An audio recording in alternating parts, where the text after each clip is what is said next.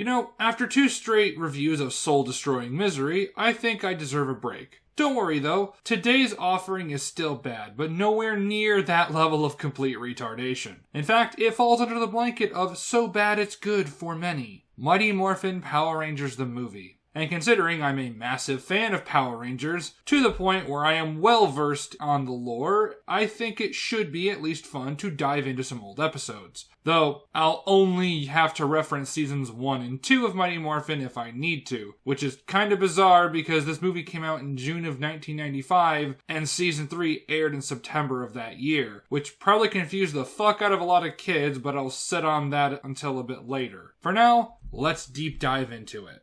Our movie begins with a title crawl, and already we have issues. Centuries ago, a legendary interdimensional being known as Zordon came to the city of Angel Grove. He wasn't an interdimensional being until Rita trapped him in a time-space loop, and he only established the command center after he sealed Rita in her dumpster. Plus, the command center was created in case Rita ever escaped. The noble master sought out 6 extraordinary teenagers. Except Zordon only ever had the 5 power coins, so how could he have 6 rangers? He couldn't have had the green power coin because Rita had it, and if Zordon had 6 coins, he'd start off with 6 rangers. Plus, there's this line from Green with Evil Part 5. Finally, the prophecy has been fulfilled. The 6th Ranger is now one of us. So, instead of saying that the 6 Rangers are reunited or implying that there were 6 original Rangers, it's a prophecy coming true implying it hasn't happened. Today, that tradition continues. How can it be a tradition when there has only ever been one team of Earth Rangers at this point in the timeline? Well, until Kim was sent back in time and the Wild West Rangers became a thing, but that wasn't 6,000 years ago, so I'm still right. With that bit of retconning out of the way, we cut to our heroes doing a bit of charity skydiving. Because of course they are. If it's not gathering petitions to save the environment or community activities, it's charity work. Like the ATV charity race in Season 2. After you, Skull! What are you, crazy? You might want to slip those on. Well, Kim just saved the lives of the best characters in this era, and so they jump and do all sorts of cool and extreme moves before landing. Also this line. With the arrival of Ryan's comet just 2 days away. That comment will be important later. And then we're introduced to, oh god, not a Kenny. Why do we need a Kenny? He serves a very important role later on, but other than that, a quick rewrite and he'd be rendered obsolete. However, to be fair, he is not annoying and the actor they got is pretty decent as child actors go. On a more positive note, more Bulk and Skull. Come on, baby! Unfortunately, there's not that much of them in this movie. The fucking Kenny gets more screen time. Anyways, the Rangers are doing some extreme rollerblading, only to lead to Bulk and Skull landing in a construction zone. Why not just cut from them diving out of the plane to them landing? Why bother with an unnecessarily long shot of the Rangers rollerblading? Is it because it looks cool? Because it didn't. Bulk and Skull land in the construction zone and are their usual selves.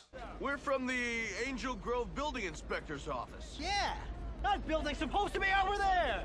Perfection. One of the workers is called to investigate something, and they find a giant manhole cover with a weird face. When they uncover it, a giant egg in a clawed hand comes out. Oddly enough, not the strangest thing in Angel Grove's history. Naturally, someone tries to touch it. You'd think by now the people of this city would know better. Alpha contacts the Rangers and they teleport to the command center, and somehow out of their rollerblading gear too. Zordon then gives them some backstory on the egg.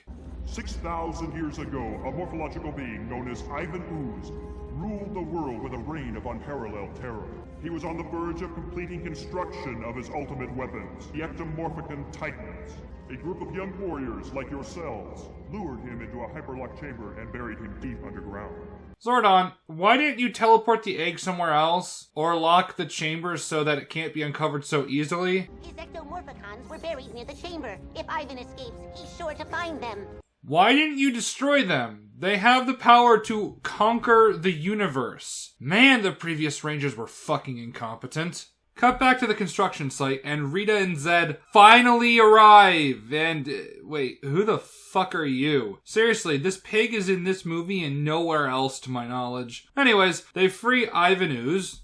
Ladies and gentlemen, the Ooze is back. Damn it, I can't help but smile a bit. Paul Freeman puts 110% into this role and gives a very entertaining and memorable performance. If only the script didn't fail him, but I'm getting ahead of myself. On a side note, I never noticed how Zed's head pulsates and moves, nor how it looks like his brain is exposed. Incredibly creepy and a nice detail. The Rangers teleport in and walk right into an ambush.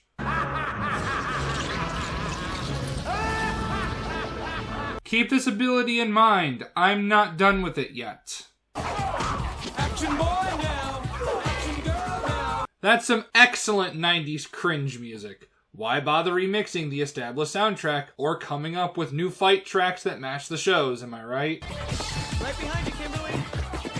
I see Bridge carries on the tradition of unnecessary flipping. After a kinda mediocre fight scene, they morph, and the redesigned suits are not great looking. On paper, having armor instead of spandex is a good one, admittedly. You have more money to work with, so why not? The issue is that it looks like cheap plastic. Did the effects budget mostly go to Ivan's design? Whatever, the Oozlings then magically vanish and we cut to the command center. Apparently, Ivan can just ooze through the small openings of the sealed door, despite only those with a power coin being able to enter. Is the power coin like a key card? Because if it's this easy, I'd imagine that Rita and Zed would have figured this out a long ass time ago. And given some of the batshit off the wall plans they've come up with, it's a safe bet that the create giant cum monster would have come up in their scheming.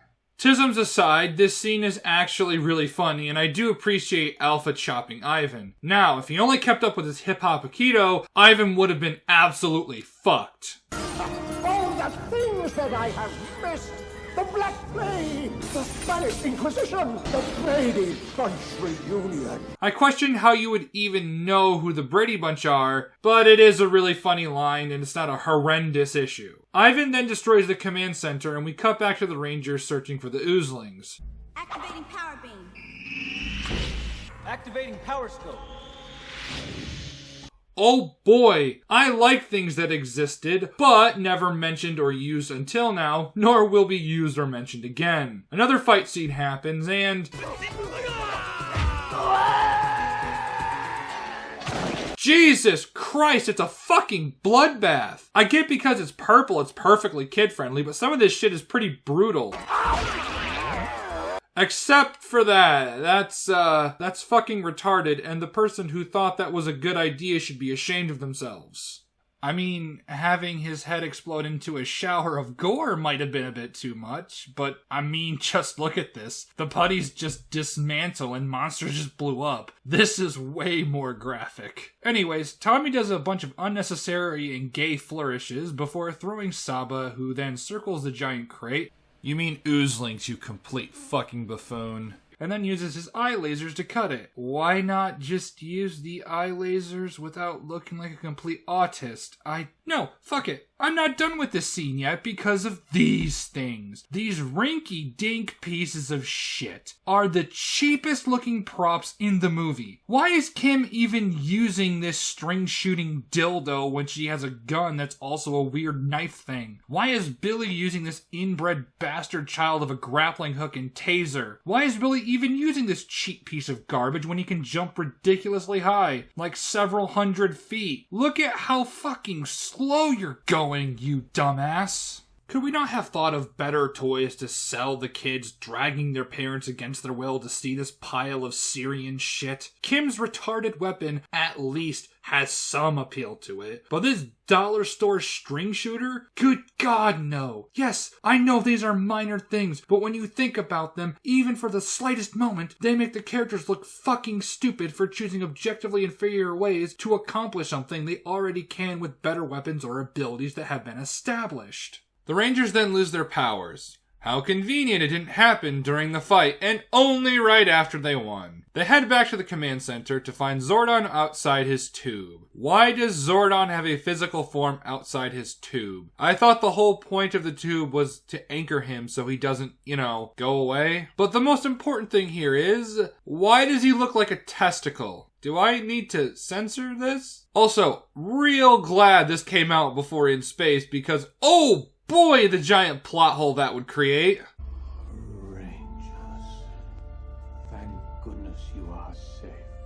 Wow, Zordon, you sound different, like you're being played by a different actor. Alpha tells them that there's a way to restore their powers. There may be a power that can save Zordon. It is on the distant planet of Phaedos. It's very dangerous. Yeah, don't tell them where to go or how to do it, Alpha. Just teleport them to a planet outside the solar system. Granted, the Rangers don't bother asking any questions about what to do. Just believe that the power is there, you group of idiots. Back with Rita and Zed, and they're not too happy Ivan didn't just kill the Power Rangers, which, yeah, why didn't you, Ivan? They didn't have their powers, and you could have ambushed them at the command center and then killed them. And his complete retardation only gets worse the further we go along. Ivan then shrinks Zed and Rita into a snow globe. That's all the relevance the main villains for the past 2 seasons have in this movie. No fight, not even a struggle. Ivan just laughs at Zed zapping him. Imagine if in this movie, with a bigger budget than the show, we demonstrated the true extent of Lord Zed's power. A battle between galactic sorcerers that can destroy worlds. That would be fucking awesome. And you could still have Ivan win. But instead, he just no-sells Zed's attack. Also, Rita didn't even bother to help him. Ivan then hawks up some ooze that turns into tangas and tells him to go kill the Rangers, which he could have done himself. See what I mean about the script failing, Paul Freeman? The Rangers land on Phaedos and begin wandering aimlessly. Man, if only the Rangers had a mentor and a super smart friend to give them helpful information before coming on this mission that will not only save Zordon, but decide the fate of the Earth. Back to Earth, and Ivan gives us the general outline of his plan. No need. I'm going to recruit the parents of Angel Grove. So, I won't go too far into my rant about how dumb this plan is, but just from the surface, why do you need a bunch of middle-aged parents when you can create 2 different kinds of superpowered foot soldiers? Just seems incredibly inefficient. We have a small character moment with Kim and Tommy, and holy shit, we're 36 minutes in and the Rangers haven't had much in terms of time to talk. I get this is connected to the show and these characters have all been established, but no time is taken to really get across how they feel. Well, on a more personal basis anyways. Perhaps Rocky, Adam, and Aisha feel ill-equipped and over their heads due to being so new, and that maybe they weren't the right choices to replace Jason, Zach, and Trini. Billy could then share his past experiences to help them feel better. Maybe even get a mention of Jason or Trini in this hypothetical. How they helped him gain confidence in himself and his decision making. More substance is all I'm saying. And before anyone says anything retarded, episodes like Missing Green exist. I know Power Rangers is often remembered as a stupid 90s kids show, and it is, but that doesn't mean its writing was always bad. Anyways, the Tangas come and attack the Rangers before they're saved by a Tumblrite's dream rant. I guess Tangas really hate annoying sounds. This is Delcia, and after knocking Tommy on his ass, it's revealed that she knows Zordon. This sounds like information that would have been nice to know, and once again, the Rangers are saved by convenience. We then cut to Ivan selling his sticky goo to children. Don't worry, you'll get your autism soon enough, folks. Just a little bit longer. Back with the Rangers. Dulcia, where are you taking us? You shall know soon enough. Just tell them, you fucking twit. Dulcia takes them to the ancient ruins of the Ninjetti Temple. And then we cut to Kenny's dad. Talk about uneven pacing. We've cut multiple times from Earth to Phaedos in a short period of time, feeling like the editors just took one scene that was supposed to go on for a while and chopped it up because he thought the kids wouldn't be able to pay attention. Kenny's dad randomly puts his hand in Ivan's sticky goo and gets zapped and brainwashed. This was Ivan's master plan to brainwash the parents of Angel Grove. This magnificent 600 IQ plan of relying on a bunch of kids either throwing his goo at their parents and hope it sticks, or bank on enough parents just touching it because the amount of convenience is staggering.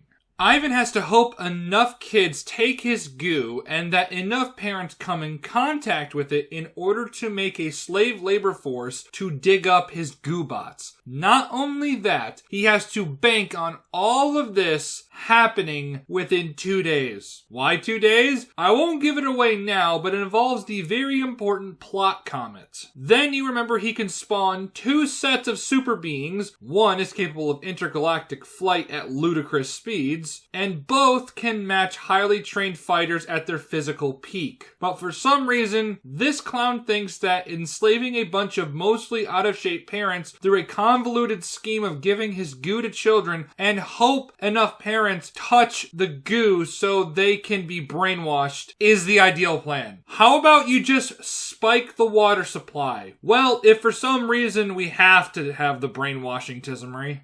And before I get any whataboutism bullshit with Zed and Rita's repetition, the ideas from a pure idea perspective are fine for the most part. Send down a monster with unique abilities to fight and destroy the Power Rangers. Simple, but logical. Obviously, the issues come in with the repeating of the idea over and over again. However, both still manage to come up with some good ideas aside from that. Such as bait the Rangers into summoning the Megazord, cutting off its source of power, and then 3v1 it while it's weakened. Or kidnapping 4 of the Rangers and creating new candles out of the wax of the green candle, while distracting Jason with a monster, while the candles drain the other Rangers' powers. Or the time when Rita, made her own evil ranger and used someone of equal skills, even testing him before brainwashing him. Point is, these are just a few examples of Rita and Zed outclassing Ivan. Hundreds of calls from concerned citizens as the number of missing parents continues to grow. I'll give some credit for the movie at least acknowledging the fact that a shit ton of parents have gone missing. Congratulations! You've managed to outshine the likes of TLJ.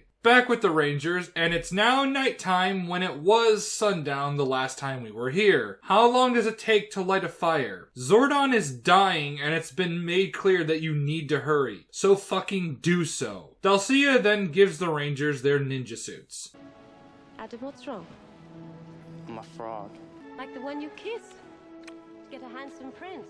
Wow, I'm sure that'll make Adam feel better, that his animal spirit is simply a tool for degeneracy. Ninja described it better. Now, Adam, you shall become one with the wise frog ninja Zord. Learn from its silent courage. Then Dalcia turns into an owl and flies away. But I thought you couldn't leave the plateau or you'd age rapidly. Or is she just not going to go that far off? Why turn into an owl? We then cut to the Kenny, and can we please just stop with these ADHD cuts, please? Can we have some character moments with the Rangers? I don't care about a Kenny and his dad. Then we cut to Ivan complaining about how slow the parents are.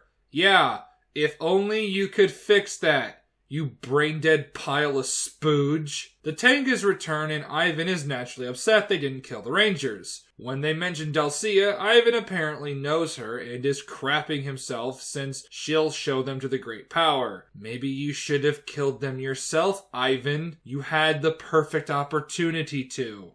Back with the Rangers, and it's dawn now? Why aren't you idiots busting your asses to get to the monolith? Zordon is dying, as you've stated multiple times. It's not even like they're using this time for character development or something else that's important. They've just been standing around for hours. The assholes finally get moving. However, we have to check up on the Kenny, because that's exactly what this movie needs. He tries to talk to his dad, but fails. I'm so glad we took the time for this scene that had immense importance. I mean, we could have spent this time with the Power Rangers, but why have that in a Power Rangers movie, right? Back with the Power Rangers as they enter a boneyard, and Billy is just checking this one out. I know I sound like a broken record, but Zordon is dying. Where is your sense of urgency? Then a skeleton attacks them in a boring action scene where Kim and Aisha act useless, Adam and Rocky get tossed around like chodes, leaving Tommy to defeat it. And given the amount of disjointedism we've seen over the past 15 or so minutes, I'd very much like for this shitty quest to end, please. Unfortunately, we need a scene of the Kenny finding the Ooze factory. Apparently, it has absolutely no security to speak of. Ivan says that the Goobots are finished and then tells the parents to unalive themselves. Then he pumps his sticky goo into the Goobots, and holy Christ on a doorknob, that CG is awful even by mid-90s standards. And it only gets worse. The Rangers find a monument with stone carvings that apparently don't like being touched without consent because they come to life and attack the Rangers. The fight scene is really lame. Kind of a running theme in this movie, really. After the last rock monster is... Jesus, Tommy! What is it with you and kicking things into piles of gore? Anyways, they get their new powers but still have the same suits. And 2 months later, they would do this again, because making a new helmet is too much work. With their new powers, they head back to Earth. The Goobots begin destroying the city with some of the worst CG I have ever seen. The worst is yet to come, however. Angel Grove has never before known such a crisis.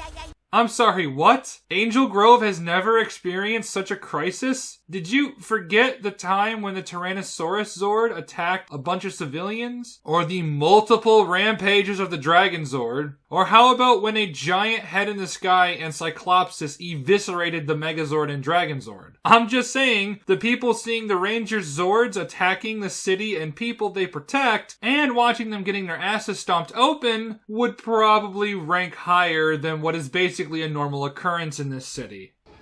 Inconceivable. The Power Rangers. How is it inconceivable? You acknowledged there was a possibility of this happening. That's why you busted ass to get your Goobots working in such a short time. You really are unimaginably stupid. The Rangers then summon their Zords and... oh my god, it's so bad.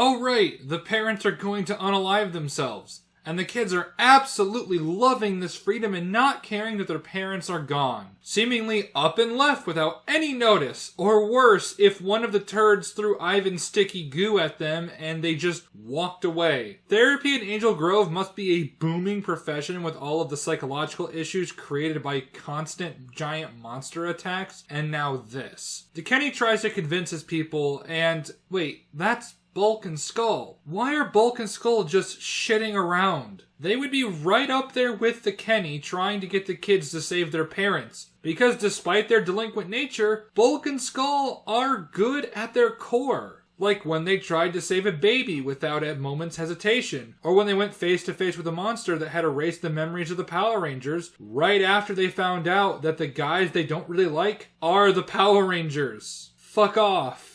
The horrible orgy of dollar store CGI continues until we cut back with the Kennys boarding the monorail. And yes, this is important. Alright guys, I've got a lock on the Ooze Man. That is the shittiest overlay I've seen in my life. Kim tries to take out Ivan. Why she didn't just shoot him is beyond me, but fuck it. Tommy kills one of the Goobots and... here it is. The Lawnmower Man's unwanted inbred bastard child. It's both haunting and hilarious. The Rangers not wanting to be outdone in the flexing of terrible effects forms the Ninja Megazord. And while Ivan looks like an unfinished render of a reboot episode, the Ninja Megazord looks incredibly fucking lame. Look at its dopey ass face and head that's too big for its body. Tommy saves the kids he somehow knew were in danger. Sure. While the other Rangers get their shit pushed in. Suits would have been so much better. There's actually a practical effect in the fight, and it looks a whole hell of a lot better than these computer-generated wastes of money. Tommy finishes the Megazord sequence, and they take off into space. Well, it's nice to see that the children's movie made almost 30 years ago writes its characters better than Goyer ever did for Superman. Anyways, the Kennys arrive to stop their parents by pushing against them, while the lead Kenny uses a fire hose thing to add some push to the other kids. Honestly, not the dumbest thing I've seen in this movie, and at the very least there's some kind of logic to it, but I doubt the water would have that much pressure.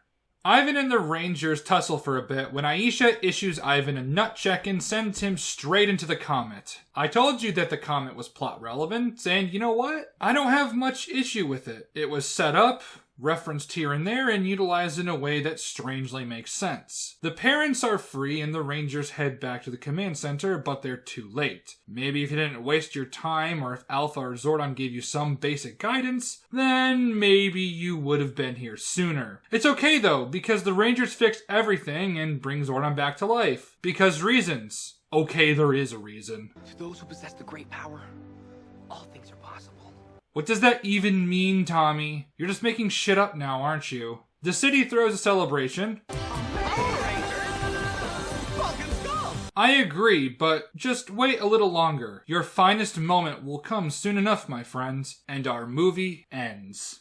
I think saying this movie is bad is like saying sand is coarse and rough and gets everywhere. It's pretty much accepted that this movie is pretty bad. So bad that it's entertaining, and I can see that. However, I personally don't really find it all that enjoyable, mainly due to the inconsistencies with the established continuity, the complete lack of any meaningful moments with the Rangers, Ivan being a complete moron, and the action ranging from relatively average to complete dog shit. I will say, though, that the acting is pretty solid for the most part. As I mentioned earlier, Paul Freeman carries his character with the right amount of ham, but clearly actually cares about the role he's playing. Plus, he has some really memorable and funny lines. Hi, honey. I'm home. I put a socket at sea. 10 minutes out of the egg and I'm already listening to one of your lectures. But frankly, I'm sick of your ugly faces and your dull personalities. Touch me again, you'll be chicken wings in the morning. I'll even say that the acting from pretty much all the cast isn't terrible, and the practical effects were mostly above average. However, I do find it rather distracting when the movie somehow has worse fight scenes than the show, and I'm not just talking about the Sentai footage. The biggest issue, however, is Ivan Ooze himself. Like Mark Hamill and TLJ, the best acting in the world can't save the writing. Though I will say that this movie is magnitudes better than TLJ. Ivan's plan requires immense contrivances to happen within 2 days, and then expects a bunch of out-of-shape adults to dig up his goobots in less than a day. All of this while he could have just created some Tengas or Oozlings to do it even faster. He has the perfect opportunity to kill the Rangers himself, but sends Tengas to do it after they've landed on Phaedos. And after they fail, acknowledges what would happen if they got the great power, and then acts as if it's somehow impossible for them to come back to Earth. He's not very smart is what I'm getting at. And it frustrates me immensely that Rita and Zed are completely cucked for this clown. Easily the dumbest villain of the Mighty Morphin era. And yes, I understand that these days it's considered another timeline, but back when this first came out, this was effectively the season premiere. Then the actual season premiere came out, and I bet a lot of kids ask, why the fuck are they using their old powers and Zords right after you realize it's just a glorified Masked Rider pilot? It's why, despite being different timelines now, there's nothing to suggest that it differs from what came out at the time. So, if you do use the alternate timeline as a way to explain some of the inconsistencies, know that it only applies to the things that happened after the movie came out. The Kenny, while not being that annoying, was just kinda there until the plot needed him. If anything, Bullock and Skull should have taken his place if we were going to do the brainwashed parents retardation, but I digress. Despite my grievances, this is a much better movie than the previous two I've tackled. And it's not the worst thing Power Rangers related out there. Well, that's it for today. I'll cover more Power Rangers related content in the future, so keep an eye out for that. Until next time, my friends.